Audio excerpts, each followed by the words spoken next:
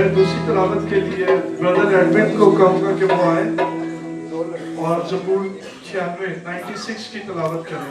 खुदावंद सल्तनत करता है, जमीन शादमान हो, बेशुमार जजीरे खुशी मनाएं, बादल और तारीकी उसके इर्द गिर्द हैं, सदाकत और अदल उसके तख्त की बुनियाद हैं, आग उसके आगे आगे चलती है और चारों तरफ उसके मुखालिफों को भस्म कर देती है।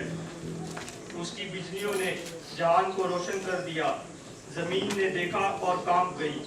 खुदाउन के हुजूर पहाड़ मौज की तरह पिघल गए, यानी सारी जमीन के खुदावन के हुजूर। आसमान उसकी सदाकत जाहिर करता है, सब कौमों ने उसका जलाल देखा।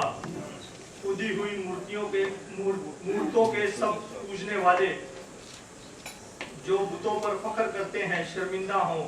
ऐ माबूद, सब उसको सजदा करो।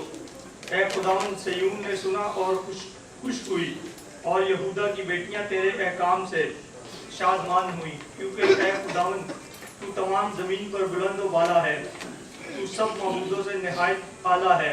ऐ खुदावंद से मोहब्बत रखने वालों, बदी से नफरत करो। वो अपने मुकद्दसों की जानों को महफूज रखता है, वो उनको शरीरों के हाथ से छुड़ाता है। साधकों के लिए नूर बोया गया है और रात दिलों के लिए खुशी।